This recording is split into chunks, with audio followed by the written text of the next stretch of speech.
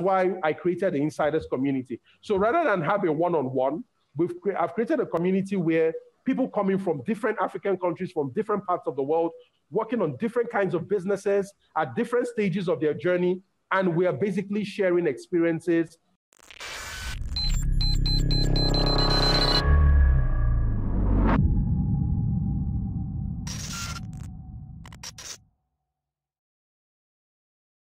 Hey, it's Kellen, and today on Diversified Game, I have been waiting for this interview, you guys, for at least 3 weeks, if not a month. I got JP, aka JohnPaul Iwuoha, all the way from Lagos, Nigeria, and you guys have heard me. Some of you have seen me lift up this book. This book is the book, not of the year. I say this is the book of the decade if you have an interest or a love for Africa. They just don't show you how to make money. They reference people like past guests of ours, Susie Beauty, who have made over $1 million in their company, and she verified it when she was on here, that how they did it, what they did it with. They really did their research, and JohnPaul was the co-author with Dr. Harnett. And I just welcome you to the show, my brother. How are you doing? Thank you. Thank you. Very well. I'm excited to be here. I'm glad, very glad. Break it down what this book for you and Dr. Harnett was all about. Why did you do it? What is your company about? Give them the game, please.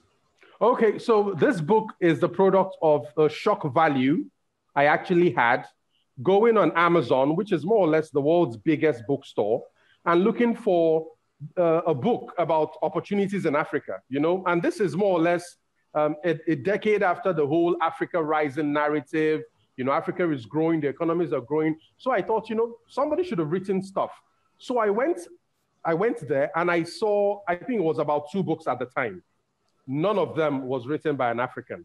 So this is more or less in the same line of telling our story from the outside looking in. And I'm thinking, when do Africans start to own the narrative and then tell the world what is happening here in an African voice with African boots on the ground? So that's when, I and Dr. Harnett, book reason, put our heads together and said, I think this is the best time to do this, And then we started, and it was, many of the stories in the book were not difficult to come by.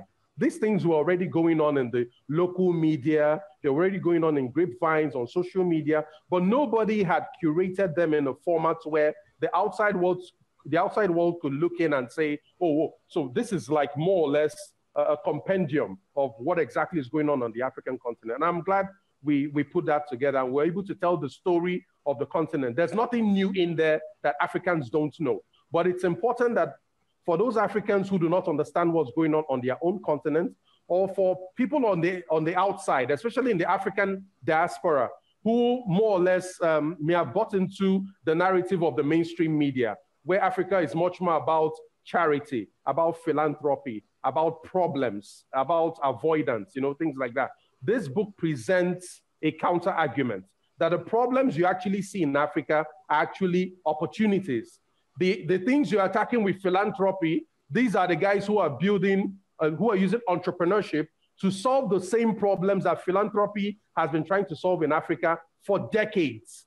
So we've been pumping money from the US, from Europe, and all we've achieved is, creating a sense of entitlement, a sense of dependency, and not really solving the problem, because there's no incentive to solve the problem when you're providing free money like philanthropy. The person on the ground knows that if they solve that problem, the money stops flowing. So nobody solves the problem because it's in their best interest to perpetuate the problem. But on the other side, the entrepreneurs are trying to solve the very same problems. And what we're seeing is they're solving them in very entrepreneurial, in very innovative, and more importantly, sustainable ways, where the people on the ground want to solve the problem because they see the benefits in solving the problem. This is totally the opposite view of philanthropy, where we are giving aid to Africa, but the aid never really solves any problem. Poverty is getting worse. Illiteracy is getting worse. Life expectancy dropping. All the indices, if you look at them, is getting worse. And Africa has received billions, hundreds of billions of aid over the last 5 decades. and Africa is getting worse. So it doesn't make any sense. All that money, that's taxpayers' money from Europeans, from Americans, not solving any problem. But what we're seeing is entrepreneurs who have far less money, far less access to money, are being very ingenious, very innovative, very creative, and they are doing a better job of solving these problems. And I'm hoping during this conversation, I'll be able to touch on specific examples of how entrepreneurs are doing a better job than foreign aid and donor money and all of that in more or less trying to help Africa. Africa doesn't need help. Africa needs to solve its own problems and needs partnership, it needs support, it needs trade, it needs equal access to opportunity. That's exactly what Africa needs. So if you're looking at Africa with pity, you've been missing the script for a long time. Man, that's so true. I think of another good book by Dead Aid by Dambisa Moyo. Yeah. And, and when she came out with that book, people looked at her like, oh, man, how can you say that? We need more, especially those higher ups, our grandfathers who, the 65 and up who have been eating this aid and chopping it for their own being. They've been chopping it like soya, and just but I'm glad that you said that because, for the diaspora, especially here in America, that are just learning about, where they come from and getting their, bloodline and seeing, I tell them all, you can't come to Africa and teach them anything. What you can do is come bring a business. We can't even figure out problems in our own cities. And so people think they're going to be a savior to Africa, and that's why I love your book, because why don't you take your savings and invest it? And your book gives such a great highlight. I mean, I cannot, he didn't pay me to say this. I reached out to JP. It gives so many examples, and you guys really did your research. How long did it take you to write this book? A year plus, let's say more or less, give or take 18 months. And that's because we were under pressure the whole time. This was like sustained pressure. And we were under pressure. And on the other side, we wanted to make sure we left the right impression. Africa is more or less starting from a disadvantaged position. If we had come out with something inferior, people would have said, I'm not surprised. What else did you expect from Africans? And these guys don't know that Africans are some of the most educated when it comes to the middle class and, the upper class. We're some of the most educated people. And for some people, they can't wrap their heads around it because every single time you see Africa in the media, it's some poverty-stricken, hungry child. It's some war-ravaged situation. People don't even know that, for example, that there are organized cities and skyscrapers and solid buildings. People don't get that. And I was really shocked because I grew up on Western media. I grew up on all the cartoons on Hollywood and all of this. So I've always had a very solid impression of the West as, very exposed. You understand the way the world works. But it was really disappointing for me, the very poor grasp they had of Africa. Maybe the best sides where they have like very wild animals. You can go on a safari. Everybody there lives in a hut. I thought this was a joke. But then even on Amazon, so when this book came out, I got a lot of pushback, even on an enlightened platform like, say, LinkedIn, where you would expect that people know better. And then there were allegations like, who the hell is sponsoring you to write all this stuff about Africa? Africa needs help. Why are you writing all this stuff? This is propaganda. And, that was the point I realized that this is not a joke. These guys actually believe this stuff. And then when you ask them, why don't you come over to Africa and come see for yourself? They say, yes, there's the insecurity. I might get kidnapped. It's a war-ravaged zone. Do you actually have planes flying into Africa? And the other thing I see is Mark Zuckerberg has been in Africa 2-3 times. The last time he was in Lagos, he went for a morning jog.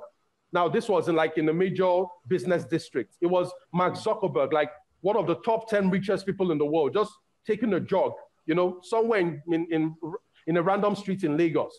Bill Gates has been in Africa several different times.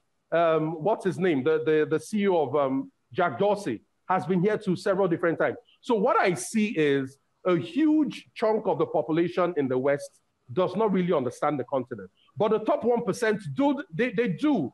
They get it. Why else would Mark Zuckerberg be here? He doesn't. Mark Zuckerberg has first-hand experience. He doesn't need to listen to what the media tells him about Africa. He's been here for himself. Bill Gates doesn't need to listen to what the media tells him. He's been here for himself. So that's exactly what I'm asking people to do. Look beyond what you see.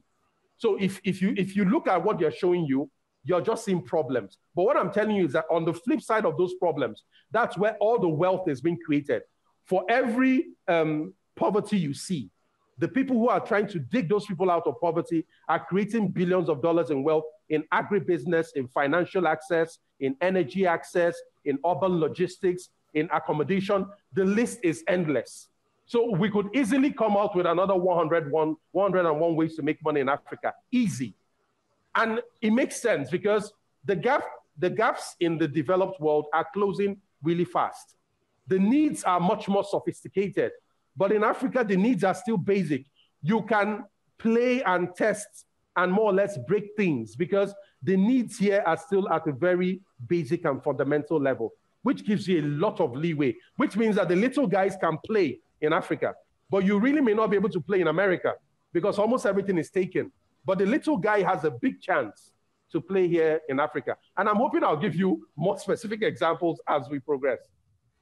Yes, and when you talk about, being able to play in America, I don't know, have you been here yet? No, I haven't been to the West before. There are certain states, many states, that you need even a license to plait hair, to braid hair.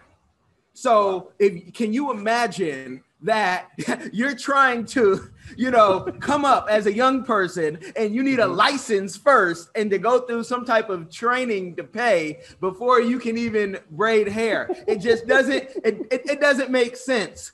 Exactly. It doesn't. There's something you mentioned, this whole, the bar is really high for the little guy. I want to give one very important and timely example. During the fight against COVID in the US, there's a small startup that played a role in the delivery of critical medical supplies. The name of that startup is called Zipline. They are a drone delivery service. So they use drones to deliver critical supplies to areas that are difficult to reach. And guess where now it's all a concept by American entrepreneurs, but they couldn't build that technology in the US. Because of all the licenses and certifications that you require from the FAA and things like that. So they couldn't do it in the US. They had to build that technology and test it in Rwanda. They've been in Rwanda for several different years. They've accomplished amazing feats in Rwanda. And if you know Rwanda, it's a very hilly country. So very remote villages and places that are hard to reach by land. Those drones actually reach hospitals there in remote areas and supply those critical medicines and blood for transfusion and things like that. And then COVID hit. And then America needed all of its best. And Zipline was mustered from Africa to go save the US. Now, the reason that happened was that those little guys could have not flourished in the US because of the bars are raised so high that you need big money and maybe big connections to play in a sophisticated market like the US. But in Africa, it's still very flat ground. You can test stuff here. Well, let me tell you a story that even connects to Nigeria directly. It was over 15 years ago, pre-World Cup, when I went to South Africa for the first time. And I came back and I talked to one of the big media companies, the biggest really. And I said, you know what, we should have texting during TV. And I said, radio should be TV as well. And they wanted to laugh me out of the office. I said, well, I just came and spent a month in South Africa and texting during TV has already been going on with Channel O. And, and Channel O was everywhere, Channel exactly. And they said, it wasn't how, it was why were you in Africa? Because these were, these weren't people who looked like us, majority. And how could you know something we don't know? But Zipline is an example of that. I lived in Seattle. We just moved to Florida. And Amazon has wanted to do drones for the longest. You need an act of Congress to fly something, to fly and drop it off. It's scaring people. So Africa, I don't tell people Africa is the future. Africa is the now and the future. It's always been. It's just where have you been? Because, you know, people been making money doing things they could not do in America. Have you ever seen the movie Black Without Borders? No, I haven't. I'll send it to you. Okay. It's on YouTube. I'll send it to you probably during this interview sometime.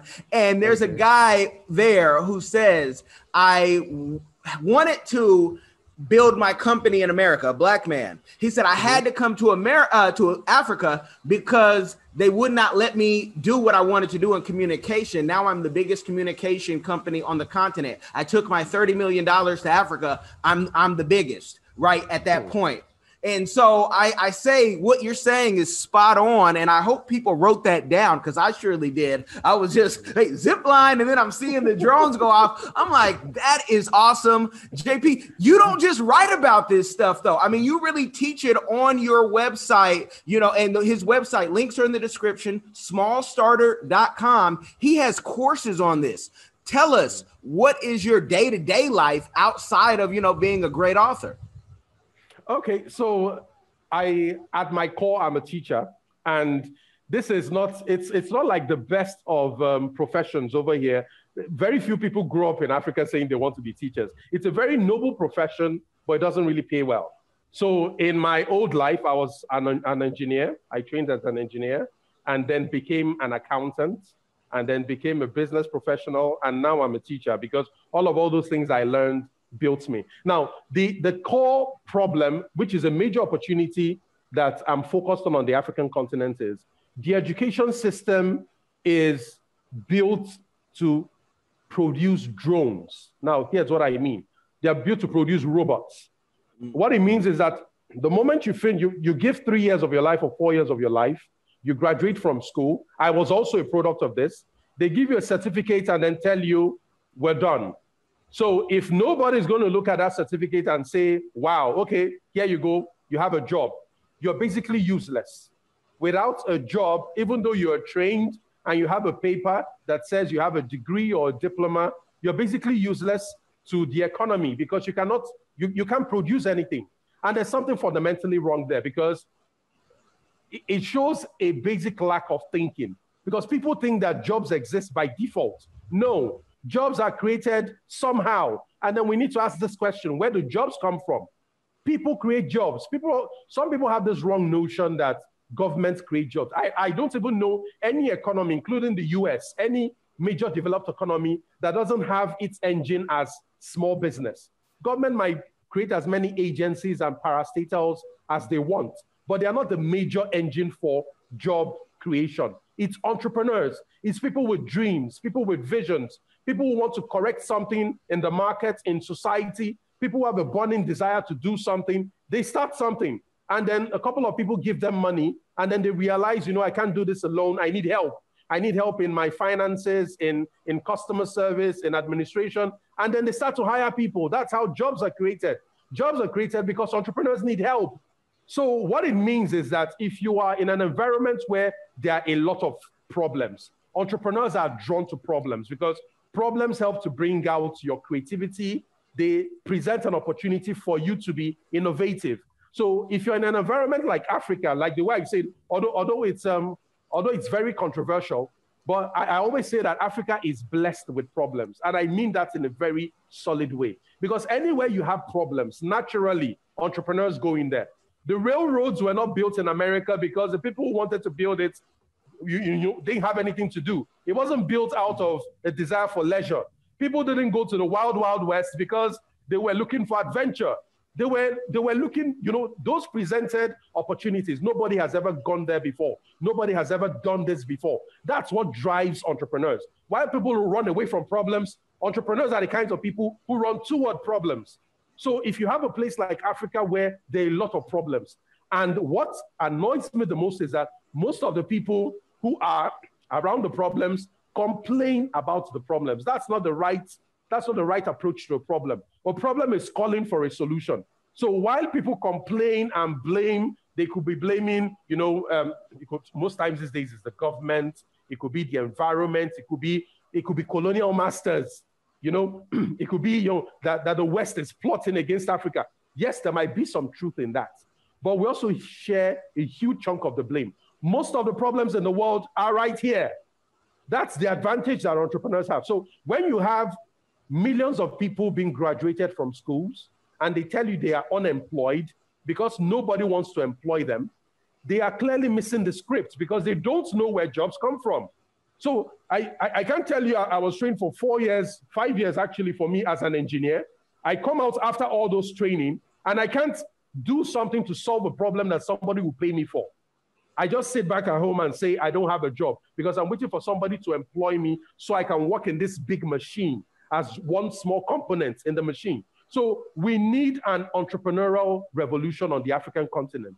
We need more people as entrepreneurs because the more entrepreneurs we have, the more jobs we can create. The more jobs we can create, the more wealth we can create, the better the society will be. So that's exactly where Small Starter kicks in. And it's across the spectrum. All the clients I have, they range from people who are still in school to people who already work at a job, but they are haunted by a business dream that they have. And I also have a couple of people who are already past the age of retirement and they're thinking about, what to do in active retirement. These things are not being taught in our schools. So what do you do with a business idea? How do you vet it, validate it, make it happen? How do you raise capital? How do you sell? How do you build a team? You're growing your business. How do you build business systems? All these things they're not easily accessible here. So that's exactly where I fit in. I'm running a platform for entrepreneurs, and it's not just with training. Entrepreneurship is a lifestyle. It's not something you go to school and then say, I'm done, I'm an entrepreneur. It's something you go to the games every day. You wake up every morning, you're going to the games. And if you go to the games, you need your coach, you need the team beside you and all of that. So that is the support we're providing to entrepreneurs. So directly to answer your question, on a typical day, I get emails and phone calls from my different clients who are saying, I'm walking into this meeting with an investor. This is what he's asking for. How do I approach it? I'm having this issue with this staff. I'm thinking of firing. What do you think I should do? I just crafted this sales pitch. What do you think? So I've built a community of people who are building different kinds of businesses across the African continent. And guess what? I built this for Africa, but I have people on that continent from from places I never expected. For example, we have somebody in the team who works in Australia, but is from Kiribati in the Pacific Islands. I have people from Finland, Norway, across the world. So this was built for Africans, but I can see that there's a lot of interest coming from around the world. As I also have a lot of members from the Africa diaspora, which I think is the major force that would unlock Africa. Africa has a potential, massive potential in the African diaspora, but so far it's like an inert force. If we put together the wealth of the African diaspora in the US, the African American community is 40 million plus. Brazil has a very large African descendant population. Europe also has the same thing. If we muscle all of this and channel it as a force on the African continent, it's going to be a very different story. And I think we're gradually getting to that point. I believe so. And, the other thing I sometimes worry about is people, especially from America, coming too soon without getting a very grasp on the culture, because the Western culture is very selfish, whereas in Africa, it's about, you're never going to go hungry. You're not going to go hungry, especially coming from America. Once you even open your mouth, somebody's going to be offering you want to come eat. There's too much. And we need to understand that we're coming to kind of declutter and decolonize our mind. And we need to, get the experts who are on the ground like yourself before we jump and give a whole bunch of money to somebody, or even a little bit of money. Because we're seeing now with the power of YouTube, there's a lot of people having a good time, but there's that small handful who are bringing those toxic American colonizer ways. And then they're going on YouTube. And of course, negativity always, knocks out anything positive. You could see CNN, BBC, all of that. Negative stories win. I'm a media guy, so I get it. But they need to come and understand, like a course like yours, which a lot of your stuff is free. I mean, you're going for sainthood, JP. You're going for sainthood with this, you know. But for those who are like really serious and they say, look, I don't even know anyone on the ground. Can you take them and say, look, I can manage your 100,000, maybe your 10,000, and show you how to, get those plans? Because I know you're a teacher and you're a teacher at heart, but you are a real consultant. So is that something that they can come to you directly with, and the buck stops there and you can help them with that? Okay, so there are two ways to play this. If you want to be passive, but not miss out on the African opportunity, there are a number of funds, Africa-focused funds, that are rising up here and there. And it gives me great joy because I'm starting to see some of our best minds. And I forgot to mention this. By the way, most of our best minds are locked up in corporates. Africa has like very bright people, but they're working for all these big names and corporations. And I don't blame them because they want the money. But there's a magic that happens when they have the balls to come out into the wild, like I am.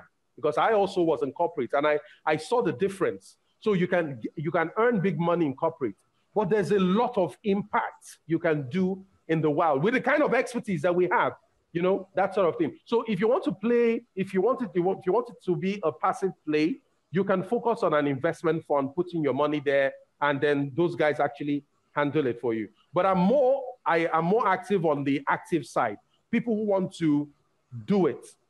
And there are different ways this can play. I've seen a couple of interesting partnerships. One common challenge that people have when they're building businesses on the ground in Africa is they've seen their trust betrayed several different times. And most times it's even from people you trust. It could be from family members and things like that. You give them money and then the money is gone. But then all those horror stories also have the good sides where there are people who have forged like solid partnerships here on the ground. And there are different ways we can play this. One I see is in the virtual space. So I currently have a member of my insiders community. I hope I get the chance to talk more about the insiders community later. He's built a B2B platform that makes it possible for people in the West, outside of Africa, to order items from small businesses on the ground. So within the last 4 weeks, we've seen trades. Somebody in Canada ordered shea butter, and then that was completed. Somebody else in the US too ordered shea butter. We've seen handcrafted slippers and other kinds of crafts being traded in little amounts. And this guy is on the ground in Ghana. He has his team in the US. And then there's an interesting thing that happens when partnerships work, because the guys in the US have access to a bigger market. You have access to more opportunities and more access to capital. So that combination is in there. But the advantage of the virtual side is that you can monitor how well the business is doing from wherever you are. So the potential for BS is quite low with those kinds of businesses. There are also situations where people come on the ground and they find very good people on the ground to be their suppliers. So where people get burned is they bring money and they invest in the business and they ask some local partner to handle it for them. So in the end, you're taking all the risk, but what's this guy taking? So you're grateful that he's investing his time and his energy, or her time and energy. But in terms of financial risk, you're bearing 100% of the risk. So what you need is for that other person to have some skin in the game.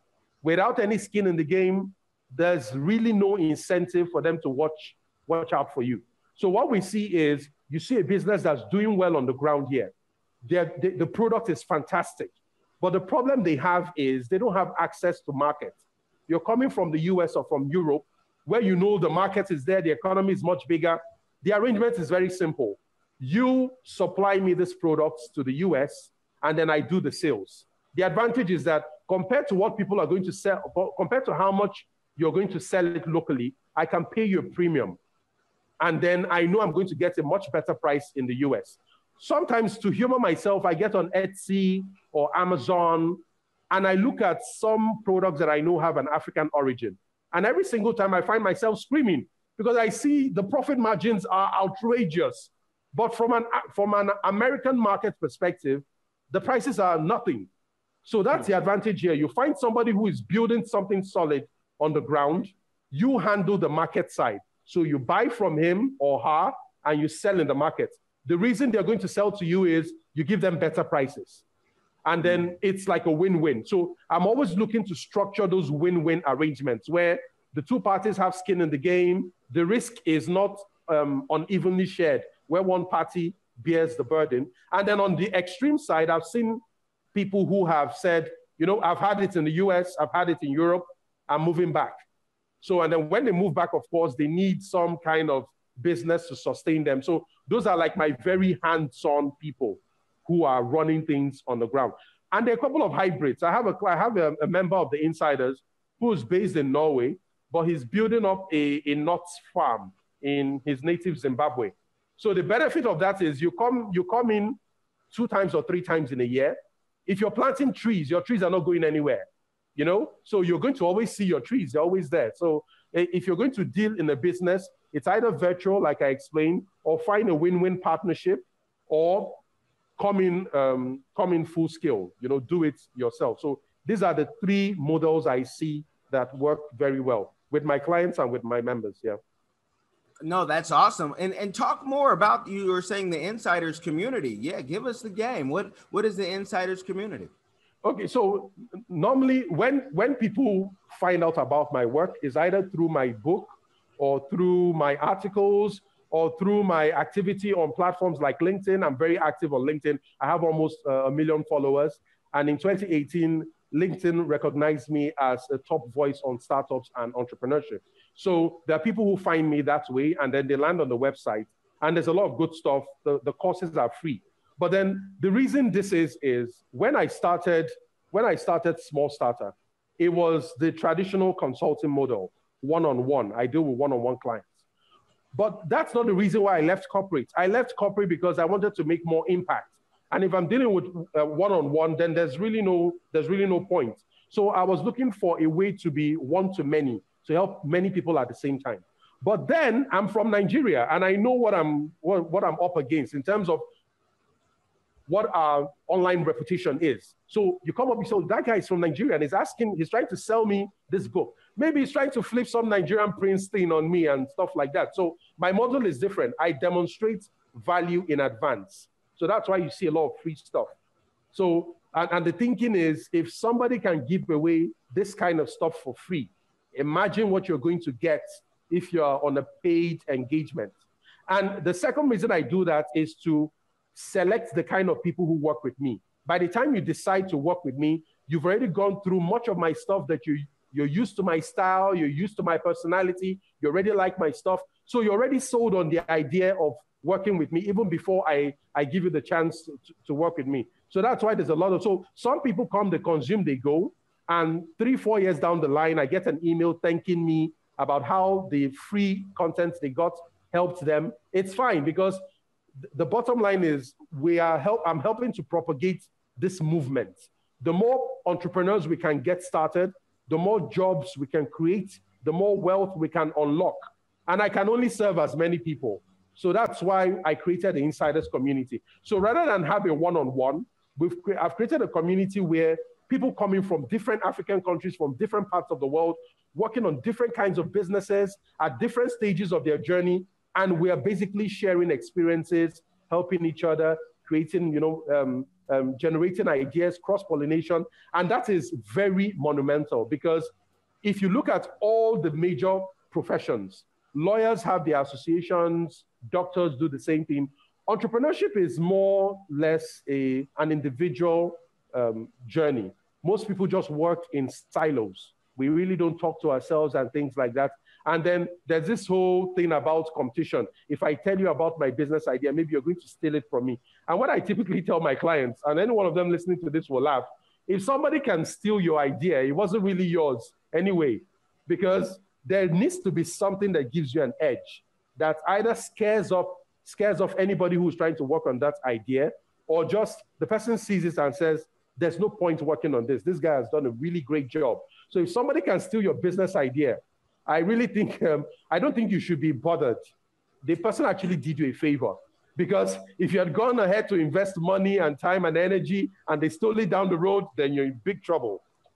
Man, that's a real game. On shows like Shark Tank here in America, they talk about, Kevin always says, I could spend my own money and beat you in your own game. And so, and if people are believers, what is for you, God will let you know what in the scriptures, what is for you is for you. No one can take it from you. So for me, I'll share everything in hopes that you take it, because I have so many ideas, please, so I don't have to do it.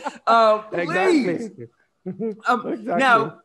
Now the insiders community people, it's a reasonable amount of money to pay to get that insight. It's a monthly subscription. It's actually $37 a month.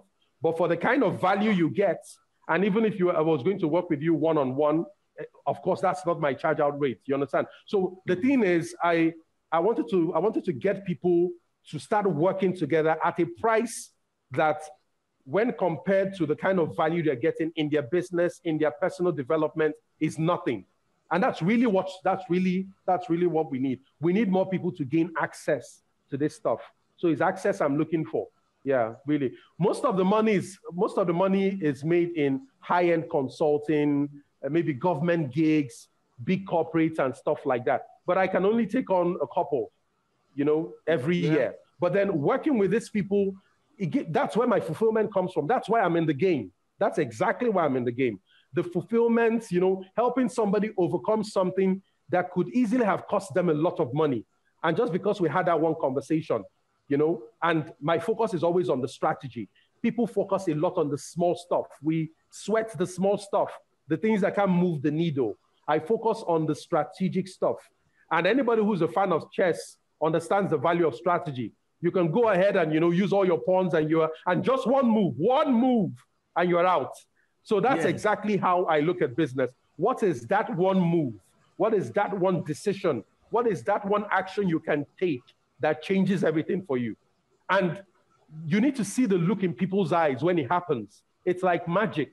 I didn't realize I could save so much money. I didn't realize I could do this or do this and do that. So it's priceless. It's essentially priceless. So like I said, that's exactly why I'm in the game. Well, you're in a country that is very friendly for dual citizenship. I have a website. We put it up in an hour because I thought who should have put it up. They said, I don't want to do that. So I said, wait, I have all the information. I'll put it up, and it's called mallofafrica.africa, where we show people, where they can be permanent residents or dual citizens, but we also show investments, some that are under $1,000 that we have vetted, and we know everybody who's on there. It's not just, people, anybody can get on there. I have to know you. I have to see how you do business. Maybe I've done business with you. And the biggest thing that we hear in America, people say, I want to invest, but I don't want to have like a 99-year lease like I hear in Ghana. I want to be able to, become a citizen eventually. And a lot of them make the mistake thinking citizenship will come like that just because you land because you're special. That's called American privilege. It's not going to happen. But in Nigeria, because we have influencers who have shown us, like Dynasty Mir, that you can get citizenship there. Do you think that those laws, and is there any official law in Nigeria that you know of by like a citizenship by investment on the books? Not the 419 that many of you guys try to get duped by because you want it too quick. But is there anything official for citizenship by investment in Nigeria or anywhere else that you find interesting? So when it comes to citizenship in Africa, I wouldn't really rank Nigeria that's high in terms of the ease of access to such things. Ghana ranks really high. A place like Rwanda, maybe not for citizenship, but Ghana really is a place where there is a formal process where you can gain citizenship that is targeted at people coming from the diaspora, from the African diaspora. And that is by deliberate policy.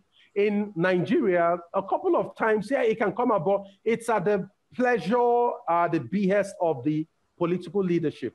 There is nothing really in the law that says if you live in Nigeria for, say, 10 years, or you've invested a certain amount of dollars, you're going to get citizenship.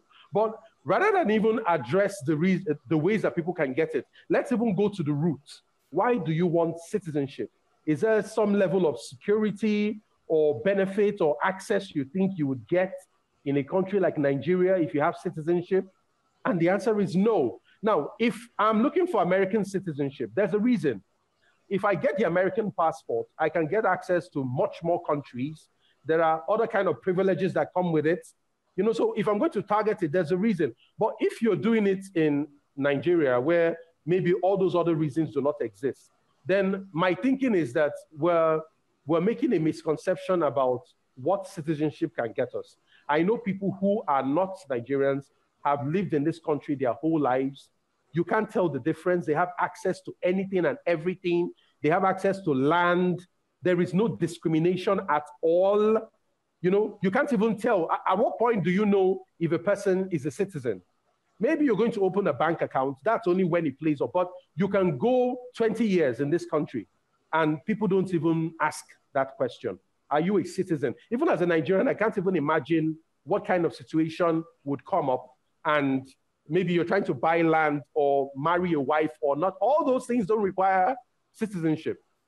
So I think the reason why, especially for Black Americans, is a sense of belonging. You're looked at as a second-class citizen sometimes, depending on how you came up, and everyone's situation is different. But the fact that you can vote, because to us voting has been ingrained, that you won't be asked to leave the country some countries you have to leave every 6 months. You cross the border, you come right back. Not to have to deal with that, and to just have a real, you might even want to give up your American citizenship. There are white people that are giving up their American citizenship. I've interviewed one, the nomad capitalist, and he's, multimillionaire, but he's like, I never belonged in America. I don't necessarily agree with the politics. So he's like a citizen of St. Lucia. He's a citizen of all these other places. And, without coming here and understanding the stress, as a guest, a tourist, you'll love America. But the stress of, possibly being pulled out of your car just because, that's not a white and Black issue. You see more Black people having it done online. But when we look at the stats, the police here, it can happen to anybody. More white people get killed by the police than anybody. And so that's why to say I don't have to deal with America. And I don't know if you know this, but in America, if I go to Nigeria, I'm still going to have to pay taxes, especially if I have money. Exactly. Yes. The foreign taxes. Yeah. So and that's strange. I think America is one of the very few countries that does that. Yes. It's like they're actually pushing you to give up your citizenship. And that is why if you have two coins together, you're like, wait, I get a 90,000, tax credit. But if I make more than that, now you guys are taking too much. And so that's the reason why, even though I know to many people, it's like, why would you give up American citizenship? But people have various reasons to do it depending on where they're at. But I understand too what you're saying. You don't need it. No one's going to bother you. But it's just the fear that someone can pull you out like they did Most Def because he owed child support. They pulled him out of, Africa and said, you got to go, you got to come back for child support, And in Nigeria, that would never happen. You could get lost in Nigeria. And the interesting thing is I used to work in the oil industry, and at the time I started noticing many of the expatriates who worked in the industry had Nigerian spouses, and I was beginning to wonder, this Australian, this American, white American, they have a Nigerian spouse and things like that. But the advantage is that it helps to ground you because, and not really on the citizenship side. You're married to an African, so you know how important it is to be an in-law. It's like you have a new family. They see you like family, they treat you like family. So it's not just a formal contract that you're marrying our sister or our daughter. You actually are a son, and they mean it. Yeah. So it's that, and for Americans, sometimes it can be strange because, but when they see how somebody else takes them in and says, you're our son. And they're always surprised when I meet them on the shuttle, on the plane, and I say, okay, your wife is from, you are in-law. And then he laughs. You know, because everybody say, okay, if you're from that part, if you're married from this part of the country, you're my in-law. And there are certain benefits that are called an in-law. If an in-law visits you, there's more or less, it's like a standard. It's like cultural law. There are benefits you have to give them. There's a way you have to treat them, you know, things like that. So these things may not be common elsewhere. And that's why sometimes people are surprised that Africa works.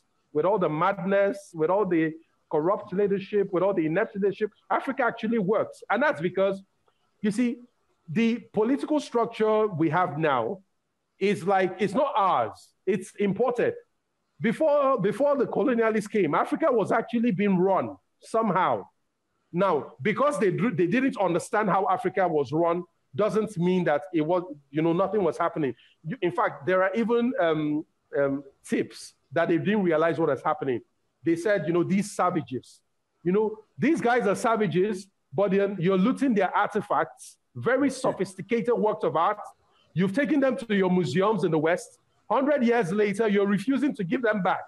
Artworks by savages, you know, and, you know, so these are the things that built African society, the norms, the tradition. All of them were not perfect. Some of them were actually not solid, but then that's the reason why we still exist. And I like to tell people sometimes that when you look at America, and I say, what are the major divisions in America in terms of distinct groups? You may have your Native Americans, you have the African Americans, you have the Caucasian Americans, and then you have the Hispanics. Maybe more or less we can count in the Asian Americans and things like that. But more or less you have like 5, 6 divisions, tops. In a typical African country, for example, like mine, we have more than 300 distinct groups.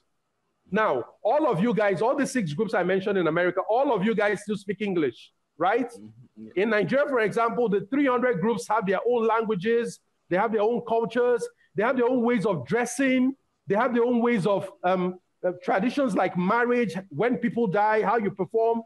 And you put all of us together and we're trying to build a nation, 300 distinct groups. Why the hell wouldn't there be civil war? Why wouldn't there be strife? Why wouldn't it be difficult to govern? Why wouldn't you have corruption? Why wouldn't you have nepotism, people trying to favor people from their own tribes? So if you look across the world, the real place where nation building is happening is actually in Africa, because you forced different people together. And now we have to make compromises. We have to work as a team and move forward. That's why we are slow. That's why it looks like, you know, there's no development, there's nothing, because we are trying to build a real nation, you know. So for example, a typical African speaks what? 2, 3 languages before they even speak English. Right now I'm speaking English, but I can speak 2, 3 others. So, and you know, where else in the world? And maybe if I meet a typical American who hasn't left America, at best they can speak English with the accent, the extra benefit. But then maybe they can speak Spanish, right? Maybe. But the typical African has 1 or 2 local languages and then has to put English on top, because we need English to work across our groups. That's how we then are able to communicate and stuff like that. So people need to understand what's simmering beneath and not just look at the surface and say, these guys just don't get it. I wonder why after everything we've done for you, you guys are still backward. It's because we're trying to build a nation. That's why, across the continent, from South Africa to Egypt to everywhere. That's what's trying to happen. We're trying to cook something. Man, and you're cooking it. And I'm not going to give everybody the game overload because, you know, JP has his own podcast. You guys have to like really get yourself drunk in his website. The same way you like Guinness, you need to just take that Guinness and just start going through everything that he has, you know, the programs. He has something for everybody. And again, he is the co-author of this great book. But, you know, with all the great works that you're doing, and you've mentioned so many, what is a community give back that you are doing? You've mentioned so many of them, but are there anything else that you want to do in the future with the success that you're having? Oh, so at some time in the future, I think I've already started it. I want to start having those big and important conversations that essentially we may be having in certain parts, but it's not really getting the traction that we need. For example, when it comes to education advocacy, I think we're running the education system the wrong way on the continent. You know, for example, the education system is built to make sure that professors and teachers get paid. Nobody is looking at what's the customer. The customer is the student, right? So I leave school, nobody guarantees me I'm going to get a job. Now, the way it should work is, if you're asking me to come to your university, I'm applying to your university, as I see in some other parts of the world, you then tell me that some of our graduates work in Coca-Cola, ExxonMobil, you know, there's a 64% chance that when you graduate, you're going to get a job. We don't have those metrics here. So you come to school, you pay your fees, but then we leave you under the bus. You go fend for yourself, go get a job. Nobody's measuring the performance of the institutions on the basis of the quality of their output. We are just measuring every single time you have the schools go on strike. It's because the teachers are protesting about their salaries. And universities are not built to take care of teachers. Universities are built to produce solid quality, people that will be productive to the economy, people who can create jobs or become solid employees, whatever. So that's a conversation I think we need to have. The second type of advocacy I'm looking at is how we can use the entrepreneurial activity on the continent to disrupt many of the major problems we have. One of them is corruption.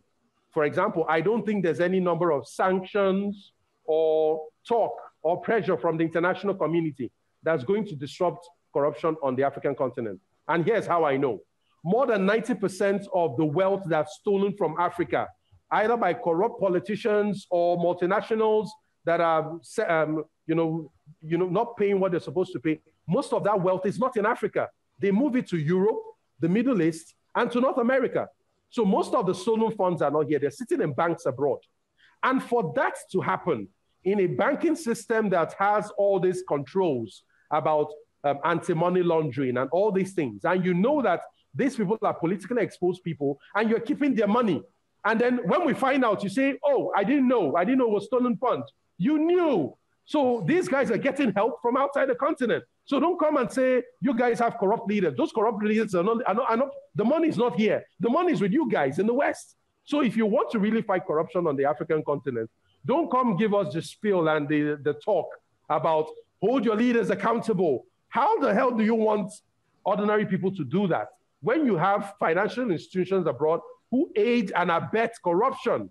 And then when we get them, you just hand them a fine, $20 million fine, $60 million fine. Well, I would gladly pay $60 million if I still have $500 million left. So it's a game that's going on. So I think these are the conversations that need to, not to bore you with that. For anybody who's listening to this, I think the best place to start will be to head over to smallstarter.com. If you're interested in the courses, it's smallstarter.com/courses. And if you are at that point where you know you need help with your idea, with your small business that's struggling to survive, with a growing business that's crumbling because, it's exceeded your personal capacity, or you're trying to turn around the business, head over to smallstarter.com/insiders. That's where we work in a community to build businesses. Thank you. You guys, I know this is December when you're hearing this, if you're hearing it fresh.